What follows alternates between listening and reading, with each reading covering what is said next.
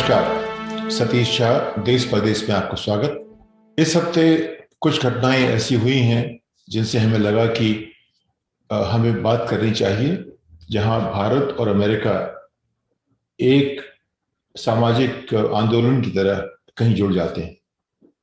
हम कहते रहे हैं यत्र नार्यस्तु पूज्यन्ते वसुधैव कुटुंबकम।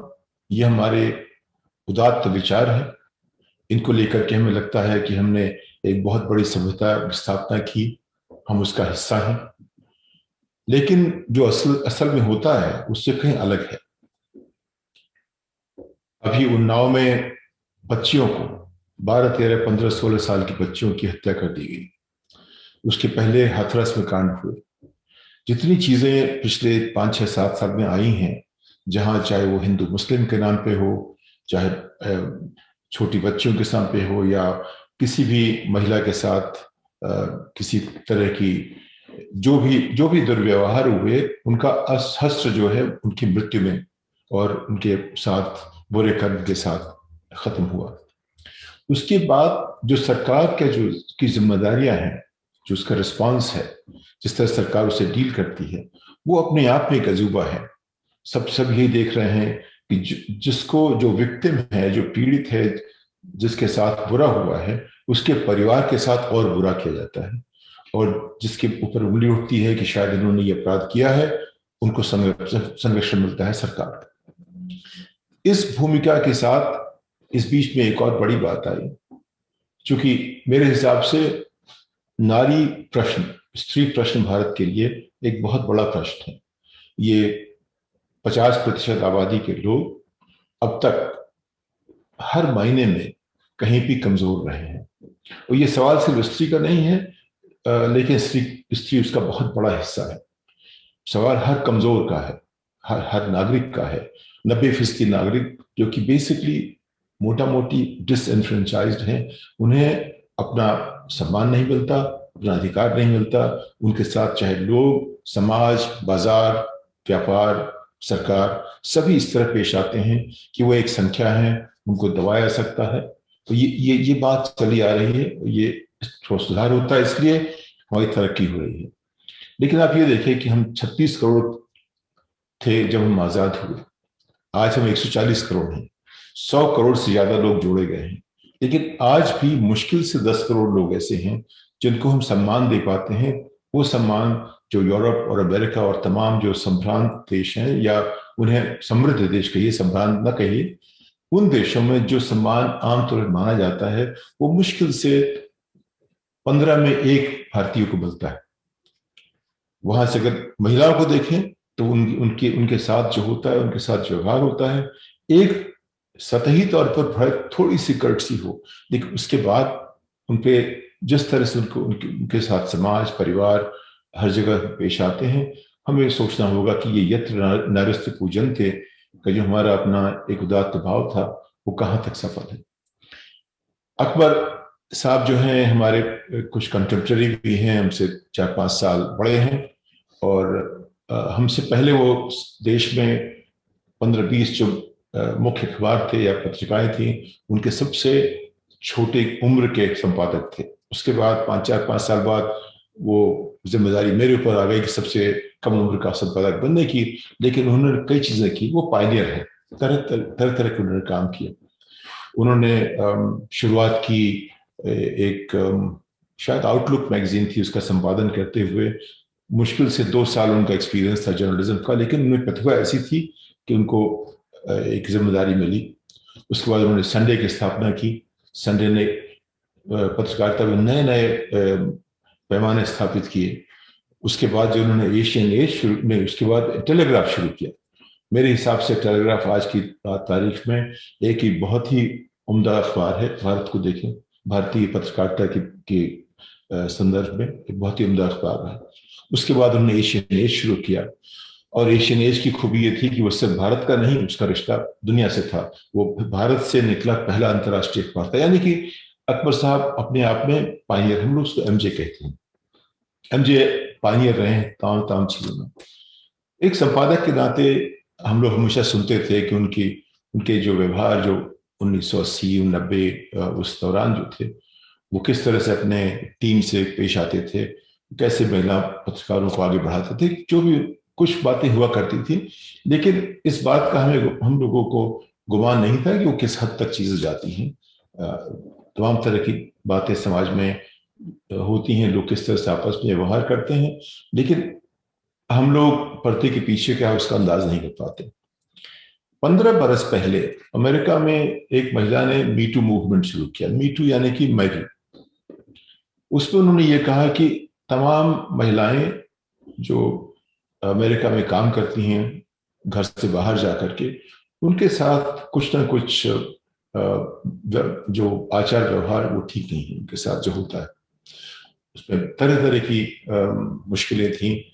उसमें कुछ लोगों के साथ कुछ ज़्यादा बुरी चीज़ें हुई, लेकिन उसका हमें अंदाज नहीं था कि किस हद तक। फिल्मों ने इसको दर्शाया, कहानियों में बात आई, लेकिन न्यूज़ में नहीं पहुंच पाती थी ये बात।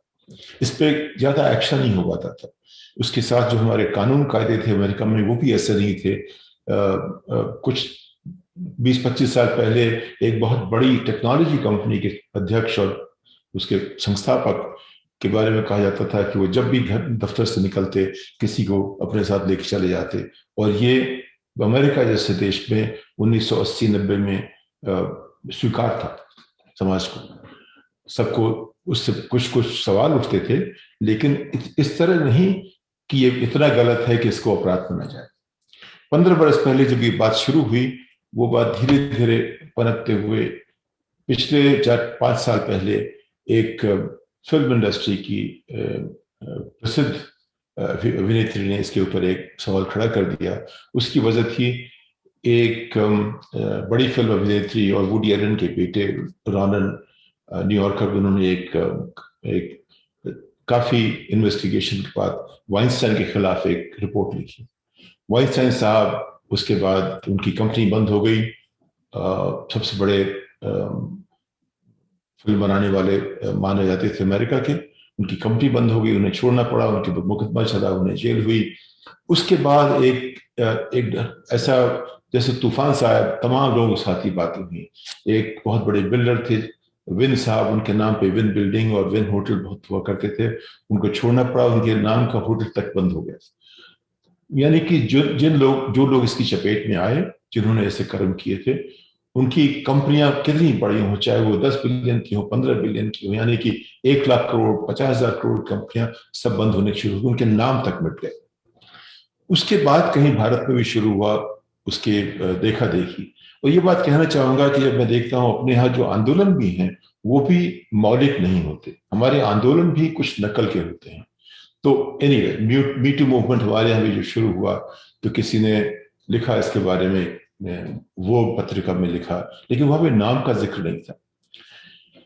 जब बात थोड़ा आगे बढ़ी तो एक हद के बाद अकबर साहब का नाम आया। जैसे उनका नाम आया तो उसने 20 से ज्यादा लोगों ने, महिलाओं ने कहा कि उनके साथ उसी तरह की बेइज्जती और बदतमीजियां हुई जो पहले प्रिया रमानी ने की थी। अकबर साहब को अपनी कुर्सी छोड़नी पड़ी, अपनी मंत्रिमंडल से इस्तीफा देना पड़ा, लेकिन चूंकि वो सरकारी पार्टी का हिस्सा है तो उनके साथ ज्यादा कुछ हुआ नहीं। तो उनको कहा गया होगा, उन्होंने एक मानहानि का दावा किया उस महिला के ऊपर। कुछ पिछले 2-3 दिनों में जो छोटे जज साहब थे उन्होंने फैसला किया कि ये जो है मानहानि का दावा वो ठीक नहीं है, और उसके साथ उन्होंने कुछ एक आध और बातें कह दी। और जज जब कोई फैसला देते हैं, जो लिखते हैं वो अपने आप में एक प्रेसिडेंट बन जाता है, यानी कि उसके आधार पर आप समाज और हम सभी लोग दूसरी बार कोर्ट में जा सकते हैं, कह सकते हैं कि ये फैसला इस अदालत ने किया है, उसके आधार पर आप भी ऐसा कह सकते हैं। वो एक प्रेसिडेंस बन जाता है। तो एक बहुत बड़ी बात इस तरह हो गई है कि अकबर साहब न सिर्फ अखबार के पायनियर थे, उन्होंने अपने समाज में नारी आंदोलन को मजबूत करने के लिए भी अपनी गतिविधियों से एक वहां भी पायनियर बन गए। अब इसमें देखने की बात है कि हम समाज में किस तरह से स्वाके लेके पढ़ते हैं।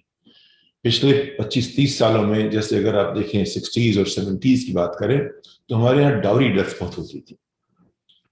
उसमें जब भी अखबार रोज कहीं ना कहीं हर जगह छापा करते थे, यहाँ ये डाउरी को लेकर के इस महिला को जला दिया गया, और इन सब में समाज का हाथ था। इसमें सिर्फ कोई पुरुष अब एक महिला नहीं होती। महिलाओं का उत्पीड़न तब महिलाएं करती थी। उसमें अगर पैसे नहीं लाओ तो उनको जला दिया जाना, घर से निकाल दिया जाना, उनकी बेइज्जती करना, उनको हैरस करना, उनको उनके साथ जो भी बुरा व्यवहार किया जा सकता है वो सब करना। ये हमारे समाज में चल रहा था बहुत अरसे से, और हम उस पर सिर्फ फिल्में बनती थी, कहानियां लिखी जाती थी, लेकिन खबरों में जब आना शुरू हुई तो कानून भी धीरे धीरे बनना शुरू हुए। जब कानून बने तो कानून जब ये पेंडुलम जो इस तरह स्विंग करता है एक तरफ से दूसरी तरफ, जब कानून बना तो ऐसा बन गया कि अब जो नारी कुछ भी कहे, पुरुष की बात का कोई मतलब ही नहीं रह गया। और उस पर बहुत चर्चा हो रही है अभी समाज में। इस तरह के जो जैसे दो पांव की तरह चलते रहते हैं या पेंडुलम की तरह चलते रहते हैं, कभी हम आगे बढ़ जाते हैं एक तरफ अपराध करने में, कहीं बढ़ जाते हैं उसको दबाने में, और संतुलन धीरे धीरे पैदा होगा। लेकिन ये शुरुआत हो गई। उसके बाद जैसे दिल्ली में जब निर्भया की बात हुई तब कुछ और नए कानून बने। उसके पहले विशाखा जो कानून बना, जिसके तहत दफ्तरों में महिलाओं के खिलाफ अगर कोई बात हो, किसी को कोई शिकायत हो तो कैसे उसको देखा जाए, इस पर बात शुरू हुई। लेकिन आप ये देखिए कि जब पहले तो महिलाएं पीड़ित थी घरों में, लेकिन जब नौकरी करना शुरू किया तो दफ्तरों में उनको इनके साथ परेशानियां हुई। और ये इसको एक बड़े दायरे में देखें तो ये हर गरीब के साथ होता है, हर कमजोर के साथ होता है, हर मजबूर के साथ होता है। अमेरिका में ये बातें आई कि ये सिर्फ लड़कियों तक की नहीं, लड़कों के साथ भी ऐसा हुआ। ये अमेरिका की कांग्रेस में ऐसा हुआ, अमेरिका की संसद में ऐसा हुआ। तो अगर इस तरह की बातें, जहां भी लोग कमजोर होंगे वहां पे इस तरह की बातें हमेशा होती रहेंगी। और ये नारियों के साथ, स्त्रियों के साथ तो जाहिर है कि उनकी एक अलग जगह है समाज में, कुछ प्राकृतिक सीमाएं हैं जिसके तहत ऐसे उनकी अपनी एक यूनिक सिचुएशन है। लेकिन अब जब हम LGBTQ के जमाने में आ गए हैं तो उसकी सीमा सिर्फ स्त्री तक नहीं, हर एक जो कमजोर है उसके साथ ये मुश्किलें खड़ी हो रही हैं। हम उसको समाज की तरह कैसे देखें आज की तारीख में? चूंकि जब भी हम देखते हैं मौलिक आंदोलन हमारे देश में, वो किसान आंदोलन रहा है। और जब भी बात आई है मजदूर आंदोलन की, वहां प्रेरणा बाहर से आती है, क्योंकि मजदूर और इंडस्ट्रियलाइजेशन वो भी बाहर से आया। तो अभी जो हम देख रहे हैं समाज में जो बदलाव आ रहे हैं, तनाव जो खड़े हो रहे हैं, उसमें हम प्रेरणा ले रहे हैं एक बहुत बड़ा समाज जो अमेरिका का है। समृद्ध देशों में मान लीजिए उनकी आबादी अगर 1 बिलियन है तो उसकी 1/3 अमेरिका के पास है। तो यहाँ जितनी चीजें होती हैं टेक्नोलॉजी में और व्यापार में, बाजार में, वो दुनिया भर को प्रभावित करती हैं। ये देश करीब 1/3 दुनिया की आमदनी भी यही है, और समृद्ध देशों में 1/3 आमदनी इसकी है। अभी 1/3 लोग यहाँ रहते हैं। तो जो चीजें इस तरह की मीटू के जैसे आंदोलन बन रहे हैं उनसे भारत प्रभावित होता है, एक तरह से अच्छी बात है। लेकिन इसका रिश्ता जो भारत के शहरों से ज्यादा है, शहरीकरण से ज्यादा है, क्योंकि शहर अमेरिका को समझना शुरू कर चुके हैं। अगर आप एक परिप्रेक्ष्य देखें तो जैसे आज भारत के छोटे शहर हैं, यूरोप में 80-90 साल पहले शहर ऐसे ही हुआ करते थे। वहां की मुश्किलें कुछ बहुत अलग नहीं थी।